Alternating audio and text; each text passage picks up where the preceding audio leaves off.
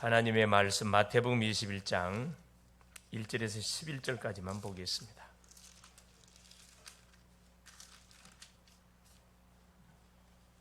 다 같이 합독하도록 하겠습니다. 그들이 예루살렘에 가까이 가서 감난산 벳박에 이르렀을 때 예수께서 두 제자를 보내시며 이르시되 너희는 맞은편 마을로 가라. 그리하면 곧 매인 나귀와 나귀 새끼가 함께 있는 것을 보리니 풀어내기로 끌어오라. 만일 누가 무슨 말을 하거든 주가 쓰시겠다 하라. 그리하면 즉시 보내리라 하시니 이는 선지자를 통하여 하신 말씀을 이루려 하심이라. 일렀으되 시온 딸에게 이르기를 내 왕이 내게 임하나니 그는 겸손하여 나귀 곧 멍에 매는 짐승의 새끼를 탔도다 하라 하였느니라.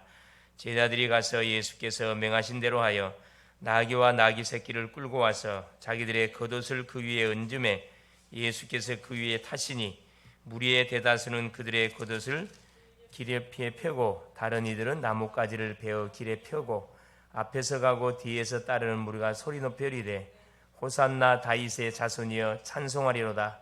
주의 이름으로 오시는 이여 가장 높은 곳에서 호산나 하더라.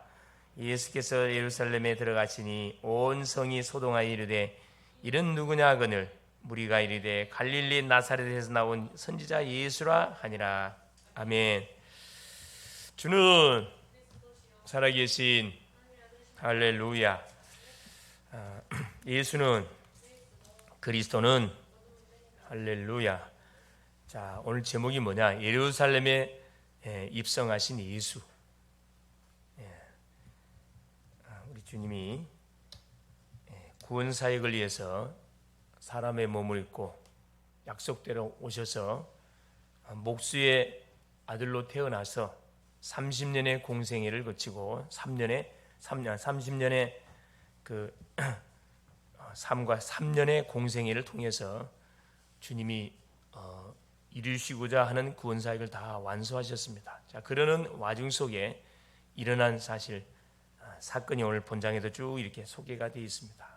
마태복음 21장 1절에서 46절까지 내용인데 11절까지 말씀을 확인했습니다. 자, 우리 렘넌트들은 반드시 뭐 해야 되느냐? 항상 렘넌트들은 모일 때마다 뭐 해야 되느냐? 하나님이 나를 하나님의 자녀로 부르시고 구원해 주신 은혜를 우리가 잊어서는 안 된다. 구원에 대한 항상 감사를 잊어서는 안 됩니다. 우리가 부모님께 감사드리기, 우리를 구원하신 그 하나님 아버지한테 항상 개인적으로 있을 때뿐만 아니라 함께 모일 때도 감사를 놓쳐서는 안 된다. 그래서 우리가 어떤 시간을 가져야 된다. 그렇죠? 고요한 시간을 반드시 가져야 됩니다. 고요한 시간이란 것은 하던 일을 멈추고 첫 시간을 주님을 바라보는 시간, 정식기도를 말합니다. 반드시 우리 인간은 멈춤의 시간이 있어야 우리 자신을 점검해 볼 수가 있고 조용한 가운데서 하나님의 음성을 우리가 들을 수가 있습니다. 반드시 시간. 두 번째는 뭐냐? 의미를 찾는 반드시 시간을 우리가 갖고 있어야 됩니다. 특별히 낮 시간을 통해서 24시 우리에게 일어나는 문제, 사건, 여러 가지 보이는 것, 들리는 것, 생각에 떠오르는 모든 것들이 엄청 많습니다. 이것을 이런 그 생각이나 듣는 것, 모든 떠오르는 그런 부분 속에 하나님의 중요한 그 의미가 담겨져 있다는 이걸 찾아내야 됩니다. 하나님은 절대 영적 존재인 우리한테 실수로 보게 만들고 들리게 만들고 생각나게 하지 않습니다. 이유가 분명히 있어요. 그걸 찾아내 질문하라 이 말입니다. 세 번째는 집중의 시간을 우리가 가져야 된다. 밤 시간을 말하는 거죠. 그래서 낮 시간 동안 있었던 하루 여정 속에 있었던 만남들, 사건들, 갔던 장소들, 환경들 이걸 쭉 정리하는 시간, 집중의 시간입니다. 그럼 치유 역사 일어나요. 이것은 잘못된 거고, 이것은 하나님의 계획이 숨겨 있겠구나. 이거 다 구분이 되거든. 반드시 우리가 잠자기 전에 이 시간을 반드시 가져야 돼요. 왜냐? 하루라는 시간은 우리 인생에 있어서 마지막 시간일 수가 있습니다. 그래서 유대인들은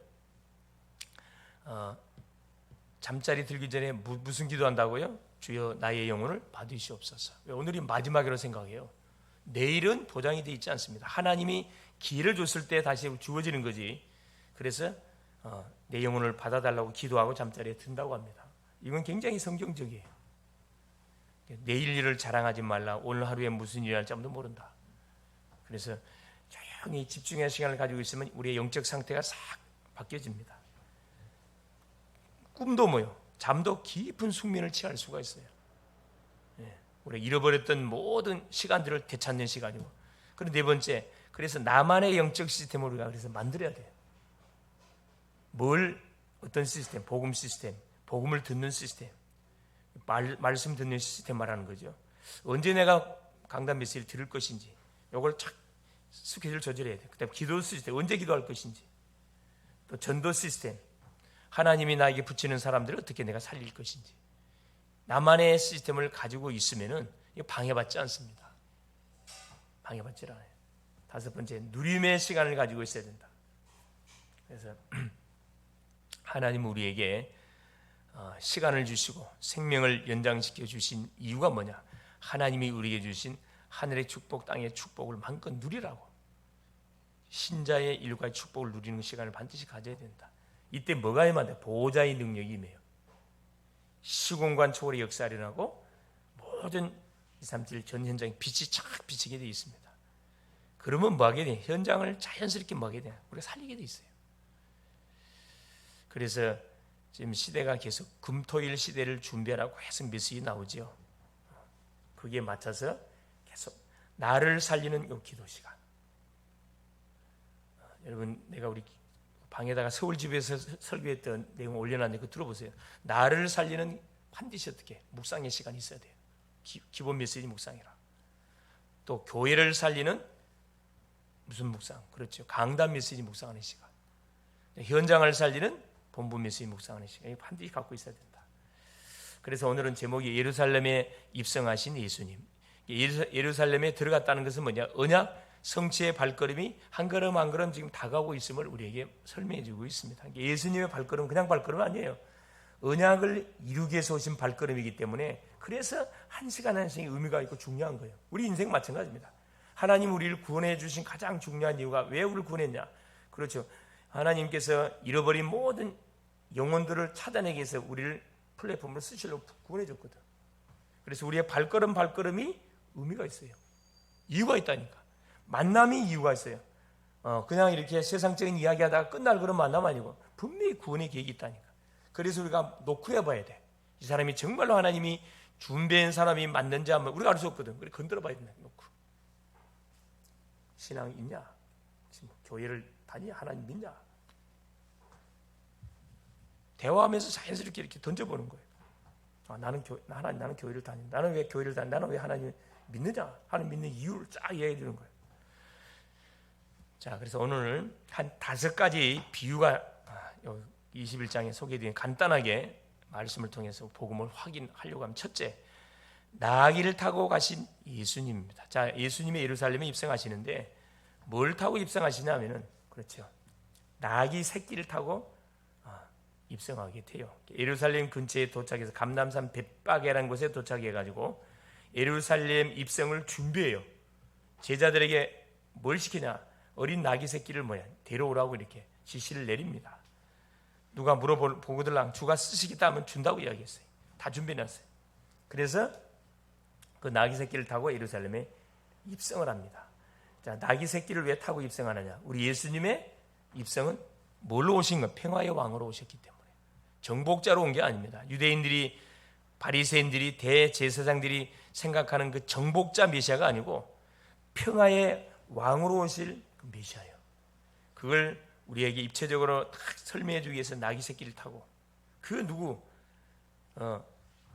전능자 하나님이, 한번 생각해 보세요. 그 전능자 하나님이 유대인들이 생각하는 참 메시아에 대한 기대치를 완전히 깼어요. 반대적으로 왔다니까. 그것도 누구? 목수의 아들로 태어났어.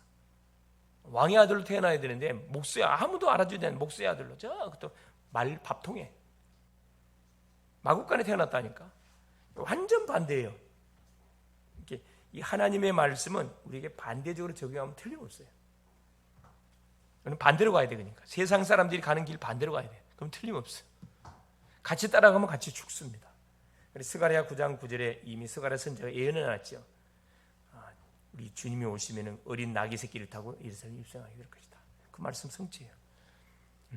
그래서 말을 타지 않고 나귀를 타고 예루살렘에 오셨던 가장 중요한 이유가 바로 우리 주님은 평화의 왕께, 하나님과 우리 관계가 단절되어지고 원수 관계가 되는데 이것을 뭐 하려고 연결시켜 주시는 평화의 왕으로 오셨음을 딱 설명해 준 겁니다. 두 번째입니다. 오셔갖고 두 번째 한 사건이 성전 정화 사건을 일으킵니다. 12절 17절 성전에 들어와 보니까 난리야. 그냥 장사꾼들이 완전히 어디에 이방인의 뜰을 가득 메웠어요. 이방인의 뜰은 불신자들에게 복음을 전해서 복음을 듣고 계속 전도를 이렇게 해서 하나님 만들어 놓은 뜰인데 그곳에 짐승 새끼를 갖고 와가지고 환전하고 돈 바꾸고 환전하고 완전 돈벌이 하는 그런 뭘로 완전한 그런 이 장으로 만들어놨어요. 주님이 채찍을 들고 뭐합니까? 분노하시면서 이 돈 바꾸는 상을 다 뒤엎고 모든 짐승들을 다 쫓아냈습니다. 그래서 뭐라 해요? 내 집은 만민이 기도하는 집이다. 왜 강도의 구려를 만들어놨냐? 막 진노하시죠. 맹인들과 병자들을 고쳐주셨고 어떤 맹인들? 성전에 예배하기 위해서 나온 맹인들, 병자들. 이런 관심이 없어. 그냥 영혼에 관심 없어. 이 제사장들, 서기관들. 제사장들과 서기관들이 분노하잖아요. 그래서 바로 이 성전 정화 사건을 통해서 예수님이 누구시다? 바로 성전의 주인공, 바로 우리가 그토록 기다리고 기다린 그 하나님이시다. 이걸 우리에게 뭐 해주는 거죠? 또 설명해 주는 겁니다. 성전 정화 사건. 그래서 우리가 피로 세운 교회를 내 몸처럼 아끼고, 그렇죠? 여러분 깨끗하게 해야 돼요. 깨끗하게. 그래서 혹시 뭐 휴지가 있으면 줍고, 여러분 보통 성전에 와가지고 막 음료수병 들고 와가지고 마시고 막 마음대로 막 내둬버리고 휴지 쓰고 마음대로 내둬버리고, 여러분 그건 정말로 고쳐야 됩니다. 그건 기본이 안 된 거예요. 그래서 여러분 고쳐. 자기 집에서도 뭐 자기 먹은 음식은 자기 치워야 돼. 자기 집안이라 그래서 그러면 안 되겠죠. 그래서 바로 전도 선교를 놓치게 되면 어떻게 된다? 하나님의 진노를 받을 수밖에 없다. 그러니까 항상 우리가 성전인데 우리의 마음 속에 뭐가 있어야 돼요? 이방인을 향한 뭐가 있어요? 마음이 항상 열려 있어야 돼. 다민족을 향한 마음이 열려 있어야 된다니까. 사람을 차별하면 안 돼요. 그런 마음을 말합니다. 우리의 마음. 그래서 아무나 와도 조수가 돼야 돼. 어린아이든 연세 드신 분이든 누구든 아무나 와도 조수. 그럼 뭐가 전도문 열립니다. 셋째, 무화과나무 비유를 드렸어요. 자, 무화과는 말 그대로 없을 무에 꽃이 없는 과수, 꽃이 없는 나무라 그래서 무화과나무라 그래요. 참 재밌는 것이 무화과 그 열매를 쫙 까보면 꽃이 어디에? 무화과 안에가 들어있어요. 그게 무화과 꽃입니다. 특이하죠? 그래, 시장하셔서 제자들하고 그 무화과 나무 앞에 가셔서 무화과 열매를 따먹으려고 가다 보니까 열매 없는 무화과 나무. 그래서 주님이 저주해 버려요. 그래, 열매 철이 돼야 열매를 맺어야 맞는 건데 열매철이 아닌데 입만 무성한 거라. 저주. 바로 이 무화과 나무가 뭘 상징하냐? 바로 이스라엘을 상징한다는 겁니다. 지금 이스라엘 나라가 어떤 상태다? 열매 없는 뭘 하고 있는 거예요? 신앙생활, 종교생활 하고 있다는 거라. 그걸 우리 예수님이 이 사건을 통해서 뭐 해준 거예요? 보여준 겁니다. 입은 살았는데 마음은 경건의 모양은 있는데 경건의 능력이 없어. 믿질 않아.